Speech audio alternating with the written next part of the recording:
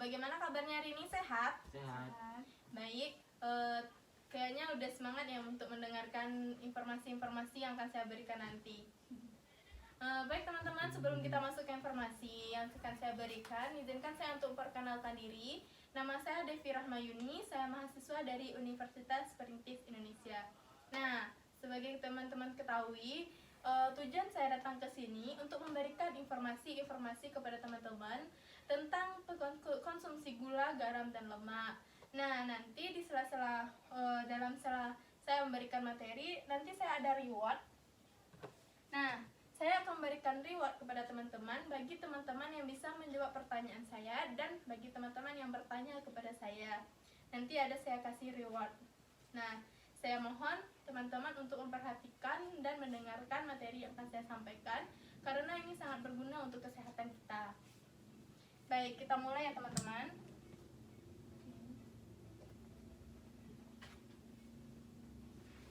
Nah, pertama kita masuk ke dalam gula. Gula adalah karbohidrat sederhana yang terdiri dari monosakarida dan disakarida yang ditambahkan dalam makanan atau minuman dalam proses pengolahannya yang akan menghasilkan rasa manis. Nah, biasanya yang teman-teman ketahui gula ini terbuat dari mana? Nah, siapa yang bisa jawab saya kasih deh satu reward. Nah, Dari tebu.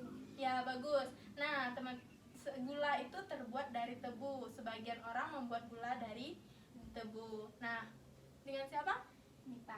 Oke, kakak Mifta ya. Kak Mifta dapat rewardnya. Nah, nanti dalam pertanyaan selanjutnya saya masih ada 2 pertanyaan lagi yang akan saya berikan kepada teman-teman.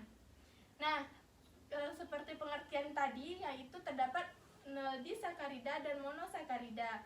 Nah, monosakarida itu yaitu yang terdapat glukosa, fruktosa, dan galaktosa. Sedangkan disakarida adalah yang terdapat di dalamnya ada maltosa atau gabungan dari beberapa glukosa. Nah, manfaat dari gula ini apa sih? Nah, manfaat dari gula ini yang pertama itu gula memberikan energi untuk proses fisiologis tubuh. Nah, gula itu berfungsi untuk memberi fisiologis tubuh. Yang kedua, baik untuk respirasi irama jantung. Yang ketiga, memperbaiki regulasi suhu tubuh dan meredakan stres. Jadi orang stres bisa mengkonsumsi gula atau makanan yang manis, tapi tidak boleh berlebih karena juga akan memberikan dampak konsumsi gula yang berlebih. Nah, selanjutnya itu bisa menghilangkan nyeri, meningkatkan kekebalan tubuh dan membantu fungsi otak meningkat.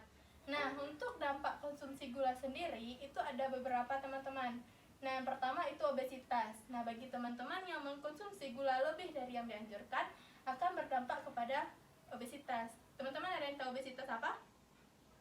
Ya, silakan. Berat badan. Nah, obesitas yaitu kelebihan berat badan dari berat badan yang seharusnya di umur teman-teman. Contohnya umur teman-teman 18 tahun, berat badan teman-teman 75. Jadi itu dinamakan obesitas. Nah, kedua yaitu mengalami diabetes. Nah, orang yang sering mengkonsumsi gula atau mengkonsumsi gula berlebih akan berdampak kepada diabetes, akan mengalami diabetes. Nah, biasanya untuk mengurangi diabetes atau orang-orang biasanya mengkonsumsi gula diabetasol, yaitu gula untuk yang mengalami diabetes. Selanjutnya ada resiko tekanan darah tinggi. Nah, teman-teman, jika kita mengkonsumsi gula yang terlalu banyak, itu juga bisa mendapatkan tekanan darah tinggi. Yang terlebihnya itu mengalami pikun, mempercepat mengalami pikun. Nah, jadi kalau kita konsumsi gula berlebih, kita juga bisa pikun. Nah, di umur kita yang masih belasan tahun, kita tidak mau kan kita mengalami kepikunan. Makanya bagi teman-teman yang suka mengkonsumsi manis-manis, sebaiknya dikurangi biar tidak terjadi dampak-dampaknya yang seperti obesitas, diabetes, tekanan darah, pikun, dan mengalami penuaan dini. Nah, mungkin nggak mau kan teman-teman masih muda karena konsumsi gula berlebih akan mengalami penuaan dini, raut wajahnya yang akan seperti umur yang tidak sewajarnya. Berapa sih batasan konsumsi gula pada anak-anak atau pada remaja? Nah, pada anak usia 4 sampai 8 tahun itu konsumsi gulanya yaitu 12 gram per hari, sedangkan remaja 30 sampai 20 gram per hari, setara dengan 4 sendok makan. Yang ini ya teman-teman. Nah di sini cuman boleh kita konsumsi gulanya 4 sendok per hari, nggak boleh lebih dari ini karena itu akan mengakibatkan dampak konsumsi gula berlebih, bisa obesitas tadi. Nah selanjutnya, bagaimana sih perubahan kalau kita kan udah tahu nih konsumsi gula berlebih itu tidak baik juga gitu. Nah bagaimana sih cara menanggulanginya? Nah caranya itu untuk tidak lagi memilih makanan dan minuman yang mengandung gula. Nah teman-teman bisa mengurangi untuk minuman-minuman yang mengandung gula, tidak mengkonsumsinya lagi. Boleh mengkonsumsi tapi boleh dikurangi. Yang kedua yaitu beli minuman manis dengan permintaan khusus. Nah contohnya nih, kita kan yang namanya kita remaja, kita hobi nongkrong. Nah di balik itu kan hobi minuman boba, minum makanan coklat atau yang manis-manis, kan nggak nongkrong, nggak hebat deh, kayak cantik atau nggak gaul. Nah di balik itu teman-teman tahu nggak sih, kalau kita konsumsi itu setiap hari, itu akan mengakibatkan yang tadi nih, dampak dari gula yang berlebih ini tadi.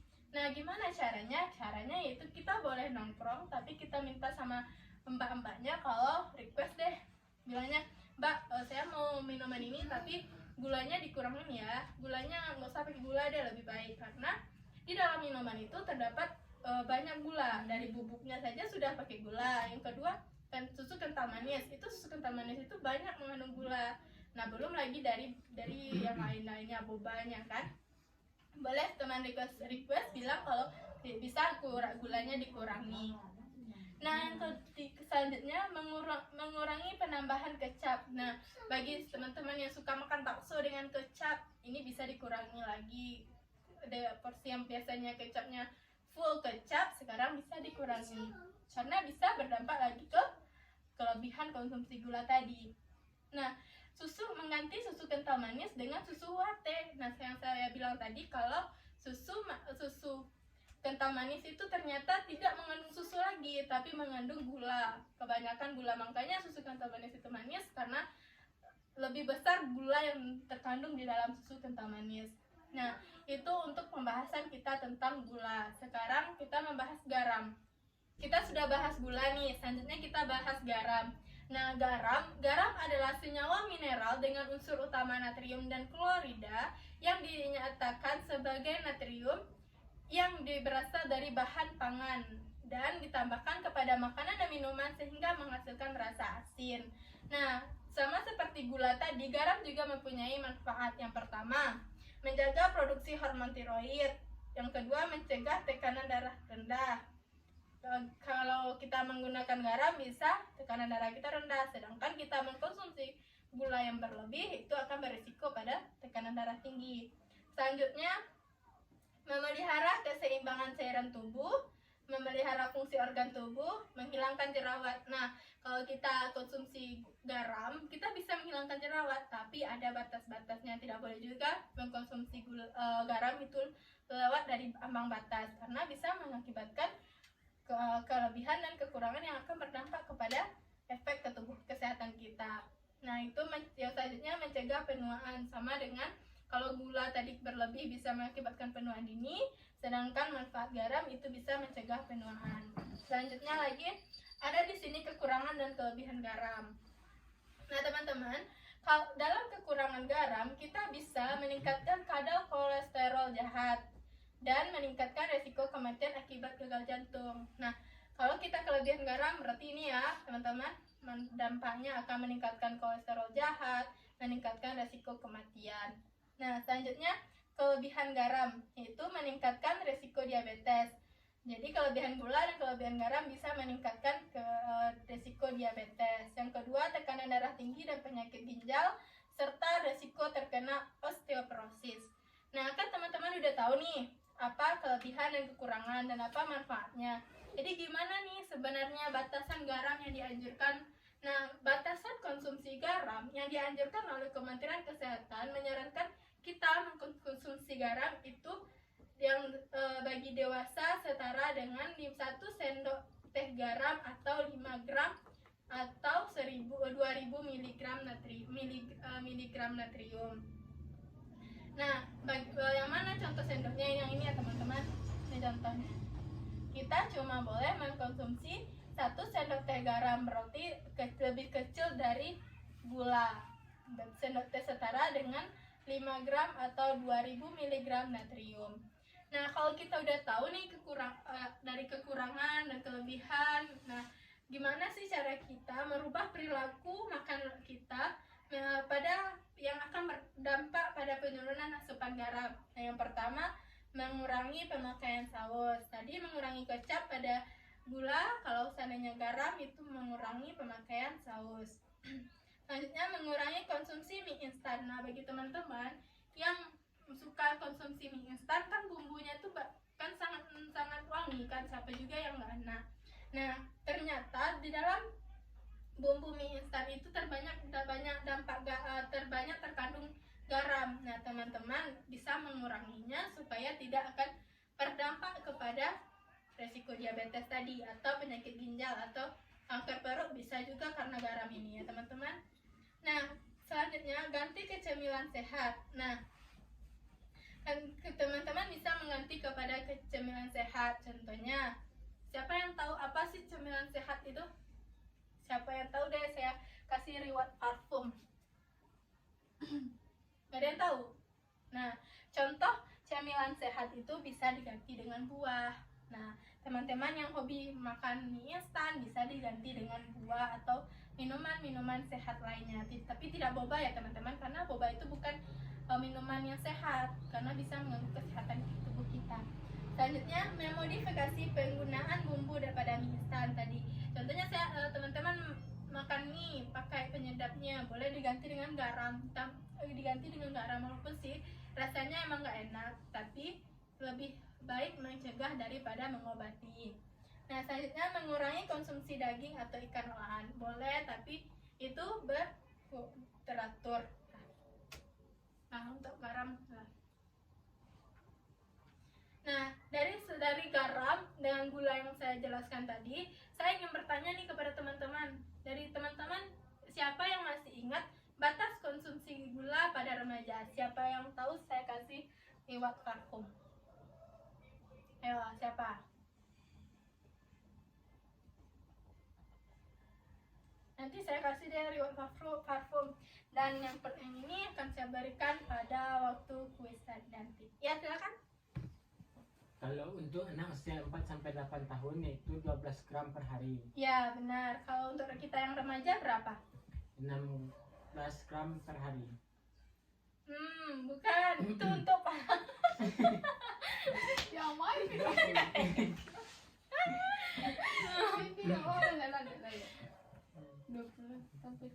20-30 setara dengan 4 sendok. Nah, teman-teman, nah dari yang saya jelaskan tadi tentang gula dan garam, nah saya ingin bertanya nih kepada teman-teman, siapa yang bisa menjawab pertanyaan saya, bakalan saya kasih reward deh. Nah, parfum lumayan kan, wangi. Nah, saya ingin bertanya kepada teman-teman, berapa sih konsumsi batas yang dianjurkan untuk konsumsi gula bagi remaja? Siapa yang bisa jawab? Ya, silakan. Kalau untuk anak usia 4-8 tahun yaitu 12 gram per hari. Ya, untuk remaja kita yang remaja? Kalau untuk yang remaja 20-32 gram per hari. Nah, atau setara dengan 4 sendok makan. Selamat, dapat parfum lumayan kan? Nah, itulah pembahasan gula dan garam kita. Selanjutnya kita masuk ke pembahasan lemak. Nah, teman-teman, kan kita tadi udah bahas tentang gula, garam. Sekarang kita masuk ke lemak. Lemak ini adalah zat organik hidrofobik yang bersifat sukar larut dalam air, tetapi dapat larut dalam pelarut organik seperti kloroform, eter, dan benzen. Nah, ternyata sumber lemak ini ada 3 teman-teman. Yang pertama dari tanaman, yaitu disebut dengan nabati. Yang kedua dari hewan, disebut dengan hewani. Dan yang ketiga dari hasil laut, dan seperti sarden, minyak ikan paus. Sedangkan sumber lemak nabati atau tanaman itu yang bisa teman-teman lihat pada gambar di sini, itu ada seperti minyak jagung, biji kapas, kacang coklat, kedelai, dan bunga matahari. Sedangkan sumber hewani bisa susu hewan peliharaan seperti sapi. Nah, susu itu termasuk kepada sumber lemak yang hewani karena dihasilkan oleh sapi, dan dagingnya pun termasuk kepada sumber lemak hewani. Selanjutnya ada hasil laut seperti ikan sarden serta minyak ikan paus. Nah, seperti ikan-ikan yang pada di laut umumnya itu merupakan hasil laut juga sebagai sumber lemak. Nah, selanjutnya kita masuk ke fungsi lemak. Nah, fungsi lemak ini menghasilkan energi yang dibutuhkan tubuh, karena tubuh kita memerlukan tidak hanya lemak saja sih, sebenarnya tubuh kita memerlukan karbohidrat, protein, dan lemak. Nah, salah satunya tubuh juga memerlukan dari fungsi lemak ini. Yang kedua, mempunyai fungsi sebagai pembangun struktur tubuh. Selanjutnya, menghasil asam lemak esensial. Yang selanjutnya sebagai pelarut vitamin A, D, E, K. Nah, lemak juga berfungsi untuk pelarut vitamin A, D, E, K. Selanjutnya sebagai cadangan energi yang berfungsi untuk kita bisa beraktivitas. Itu adalah fungsi dari lemak. Selanjutnya sebagai pelumas di antara persediaan dan pergerakan sisa makanan, dan proses yang berlangsung dalam tubuh secara langsung dan tidak langsung untuk mengatur adanya proses secara langsung dan tidak langsung pada tubuh. Ya, gimana dengan Ibu, dengan Kakak Miftah, apakah bisa diulangi lagi sumber lemak ini apa? Sumber lemak tadi ada 3. Ya. Yang pertama sumber lemak nabati, yang kedua sumber lemak dari hewani, yang ketiga dari hasil laut. Ya, itu yang disebutkan Kakak tadi itu adalah sumber-sumber lemak. Nah, gimana sih kebutuhan lemak? Nah, kebutuhan lemak ini ternyata berbeda antara kita sebagai manusia pun berbeda-beda ya, tidak sama. Antara Kak Miftah berbeda dengan Bang Fikri konsumsi lemaknya. Nah, kebutuhan lemak oleh tubuh manusia berbeda-beda, tapi umumnya antara 0 sampai 1 gram lemak per kilogram berat badan per hari. Berarti kita mengkonsumsi lemak tidak juga boleh berlebih dan tidak juga bisa berkurang, karena nanti kalau seandainya kita berkurang mengkonsumsi lemak juga bisa mengakibatkan kesehatan kita atau tubuh kita juga kekurangan energi, jadi tidak bisa beraktivitas. Nah, yang kedua, orang yang bekerja berat dan tinggal di daerah yang suhu dingin membutuhkan lemak yang lebih banyak. Namun, kita harus menjaga pola makan kita agar tidak terlalu berlemak dan tetap mengkonsumsi buah-buahan. Nah, ternyata orang yang tinggal di pegunungan atau daerah-daerah tinggi, daerah-daerah dingin itu lebih cenderung mengkonsumsi lemak yang banyak. Itu kenapa ya? Ada yang tahu nggak? Karena namanya orang tinggal di tempat yang dingin pasti baru lapar, setaruh indah laparnya makan. Nah, itu alasan kenapa di daerah yang dingin itu banyak mengkonsumsi lemak, karena faktor perut. Karena perut kita yang lapar. Kalau seandainya daerah suhu dingin ingin makan sewa di buatnya kita. Tapi harus menjaga pola makan lah, jangan sampai lo beko obesitas gak kuat lo balik remaja tuh nanya gapuk-gapuk dan nanya menjaga kesehatan badan lo. Nah, itu dari fungsi lemak dan kebutuhan lemak. Nah, teman-teman, di sini saya ada leaflet untuk saya bagikan ke teman-teman. Bisa teman-teman baca nanti pas pulang dari sini biar ilmunya nggak lupa lagi dan mesti ingat-ingat. Nah, teman-teman bisa di sini melihat, ini saya bagikan dulu ya. Ini satu. Nah, teman-teman di sini bisa melihat itu batas konsumsi gula, garam, dan lemak yang saya jelaskan tadi ya. Nah, saya ingin teman-teman bisa mengulang kembali materi kita tadi. Nanti siapa yang bisa saya beri door prize-nya yang lebih besar, hadiah utamanya. Siapa yang bisa menjelaskan dari konsumsi kita tadi, yang kita bahas tadi, konsumsi gula, garam, dan lemak. Bagi teman-teman yang bisa menjelaskan, saya kasih hadiah yang besar, hadiah utamanya.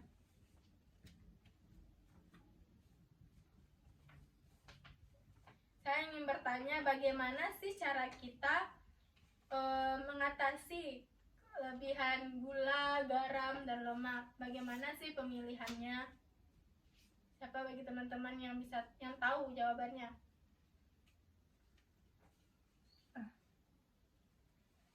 Ya, silahkan Kak Miftah.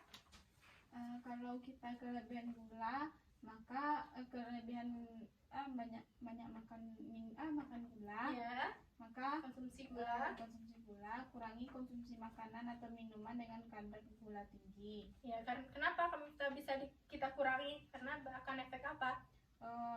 Terjadinya dampak seperti obesitas, Ya. darah tinggi, Ya. yang Dan gangguan kesehatan lainnya yang kita bahas tadi ya. Selanjutnya yang untuk garam. kalau untuk garam, kurangi konsumsi makanan dengan kadar garam tinggi agar kita bisa menjaga juga kesehatan kita, karena efek garam tinggi tadi bisa mengakibatkan obesitas juga. Ya. Selanjutnya lemak. kurangi konsumsi makanan yang mengandung lemak atau digoreng. Manfaatnya yaitu agar tubuh kita terhindar dari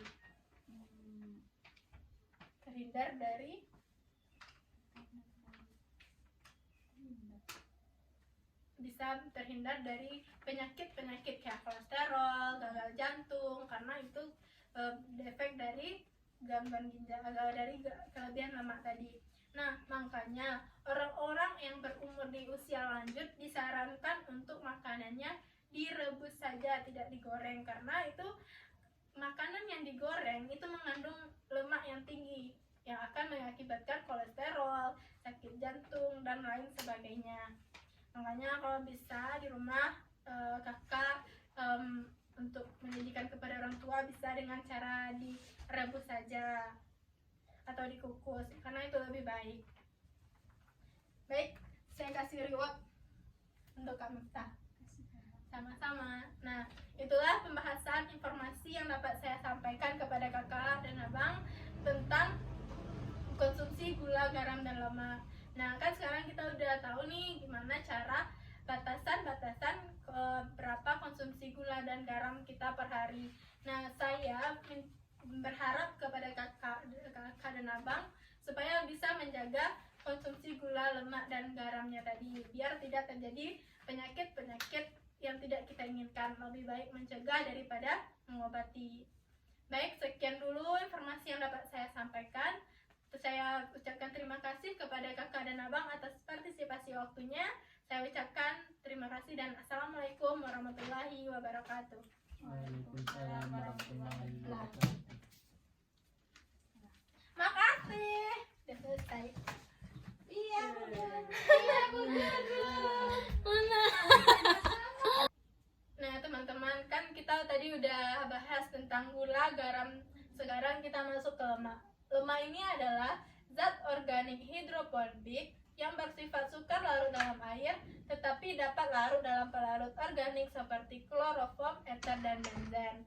Nah, ternyata sumber lemak ini ada 3, teman-teman. Yang pertama dari tanaman, yaitu disebut dengan nabati. Yang kedua dari hewan, disebut dengan hewani. Dan yang ketiga dari hasil laut, dan seperti sarden, minyak ikan paus. Sedangkan sumber lemak nabati atau tanaman itu yang bisa teman-teman lihat pada gambar di sini, itu ada seperti minyak jagung, biji kapas, kacang coklat, kedelai, dan bunga matahari. Sedangkan sumber hewani bisa susu hewan peliharaan seperti sapi.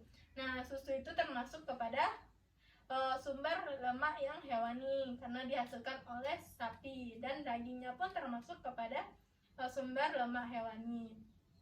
Selanjutnya ada hasil laut seperti ikan sarden serta minyak ikan paus. Nah, seperti ikan-ikan yang pada di laut umumnya itu merupakan hasil laut juga sebagai sumber lemak. Nah, selanjutnya kita masuk ke fungsi lemak. Nah, fungsi lemak ini menghasilkan energi yang dibutuhkan tubuh, karena tubuh kita memerlukan tidak hanya lemak saja sih, sebenarnya tubuh kita memerlukan karbohidrat, protein, dan lemak. Nah, salah satunya tubuh juga memerlukan dari fungsi lemak ini. Yang kedua, mempunyai fungsi sebagai pembangun struktur tubuh. Selanjutnya menghasil asam lemak esensial, yang selanjutnya sebagai pelarut vitamin A, D, E, K. Nah, lemak juga berfungsi untuk pelarut vitamin A, D, E, K. Selanjutnya sebagai cadangan energi yang berfungsi untuk kita bisa beraktivitas. Itu adalah fungsi dari lemak. Selanjutnya sebagai pelumas di antara persediaan dan pergerakan sisa makanan, dan proses yang berlangsung dalam tubuh secara langsung dan tidak langsung untuk mengatur adanya proses secara langsung dan tidak langsung pada tubuh. Ya, gimana dengan Ibu, dengan Kakak Miftah, apakah bisa diulangi lagi sumber lemak ini apa? Sumber lemak tadi ada 3. Ya. Yang pertama sumber lemak nabati, yang kedua sumber lemak dari hewani, yang ketiga dari hasil laut. Ya, itu yang disebutkan Kakak tadi itu adalah sumber-sumber lemak. Nah, gimana sih kebutuhan lemak? Nah, kebutuhan lemak ini ternyata berbeda antara kita sebagai manusia pun berbeda-beda ya, tidak sama. Antara Kak Miftah berbeda dengan Bang Fikri konsumsi lemaknya. Nah, kebutuhan lemak oleh tubuh manusia berbeda-beda, tapi umumnya antara 0 sampai 1 gram lemak per kilogram berat badan per hari. Berarti kita mengkonsumsi lemak tidak juga boleh berlebih dan tidak juga bisa berkurang, karena nanti kalau seandainya kita berkurang mengkonsumsi lemak juga bisa mengakibatkan kesehatan kita atau tubuh kita juga kekurangan energi, jadi tidak bisa beraktivitas. Nah, yang kedua, orang yang bekerja berat dan tinggal di daerah yang suhu dingin membutuhkan lemak yang lebih banyak. Namun, kita harus menjaga pola makan kita agar tidak terlalu berlemak dan tetap mengkonsumsi buah-buahan. Nah, ternyata orang yang tinggal di pegunungan atau daerah-daerah tinggi, daerah-daerah dingin itu lebih cenderung mengkonsumsi lemak yang banyak. Itu kenapa ya? Ada yang tahu nggak? Karena namanya orang tinggal di tempat yang dingin pasti baru lapar, setari ndak laparnya makan. Nah, itu alasan kenapa di daerah yang dingin itu banyak mengkonsumsi lemak, karena faktor perut. Karena perut kita yang lapar. Kalau seandainya daerah suhu dingin ingin makan sewa di buatnya kita. Tapi harus menjaga pola makan lah, jangan sampai lo beko obesitas gak kuat lo balik remaja tuh nanya gapuk-gapuk nanya menjaga kesehatan badan lo. Nah, itu dari fungsi lemak dan kebutuhan lemak. Nah, teman-teman, di sini saya ada leaflet untuk saya bagikan ke teman-teman. Bisa teman-teman baca nanti pas pulang dari sini biar ilmunya nggak lupa lagi dan mesti ingat. Nah, teman-teman bisa di sini melihat, ini saya bagikan dulu ya. Ini satu. Nah, teman-teman di sini bisa melihat itu batas konsumsi gula, garam, dan lemak yang saya jelaskan tadi ya. Nah, saya ingin teman-teman bisa mengulang kembali materi kita tadi. Nanti siapa yang bisa saya beri door prize-nya yang lebih besar, hadiah utamanya. Siapa yang bisa menjelaskan dari konsumsi kita tadi, yang kita bahas tadi, konsumsi gula, garam, dan lemak. Bagi teman-teman yang bisa menjelaskan, saya kasih hadiah yang besar, hadiah utamanya.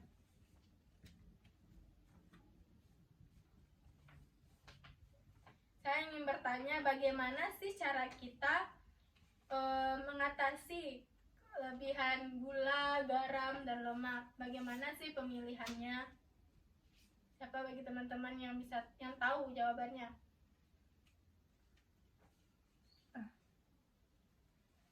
Ya, silahkan Kak Miftah.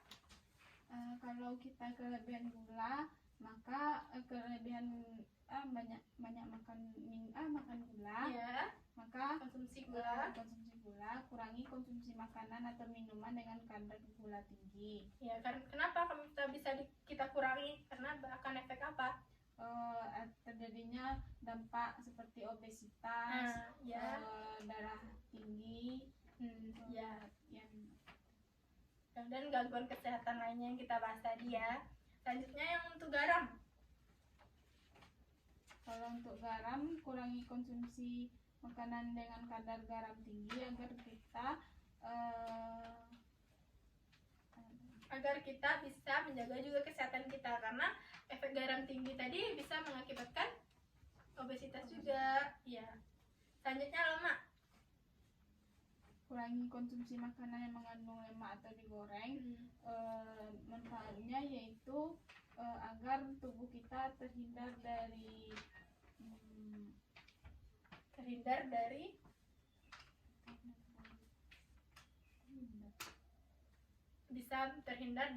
penyakit-penyakit kayak kolesterol, gagal jantung, karena itu efek dari gangguan ginjal, dari kelebihan lemak tadi. Nah, makanya orang-orang yang berumur di usia lanjut disarankan untuk makanannya direbus saja, tidak digoreng, karena itu makanan yang digoreng itu mengandung lemak yang tinggi yang akan mengakibatkan kolesterol, sakit jantung, dan lain sebagainya. Makanya kalau bisa di rumah kakak untuk menyajikan kepada orang tua bisa dengan cara direbus saja atau dikukus, karena itu lebih baik. Baik, saya kasih reward untuk Kak Miftah. Sama-sama. Nah, itulah pembahasan informasi yang dapat saya sampaikan kepada kakak dan abang tentang konsumsi gula, garam, dan lemak. Nah, kan sekarang kita udah tahu nih gimana cara batasan-batasan berapa konsumsi gula dan garam kita per hari.